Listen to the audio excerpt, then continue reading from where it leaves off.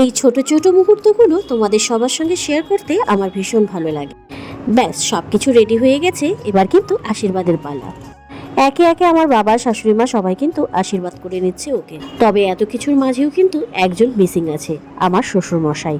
প্রত্যেকবার জন্মদিনে কিন্তু সেও থাকে আমাদের সবার সঙ্গে, তবে 1 বছর থেকে সেই জায়গাটা শূন্য হয়ে আছে। কথা বলতে বলতে সবার আশীর্বাদ নেওয়া শেষ, এবার কিন্তু কেক কাটার পালা। Happy birthday to you. Happy birthday to you. Happy birthday, happy birthday, happy birthday to you. May God bless you.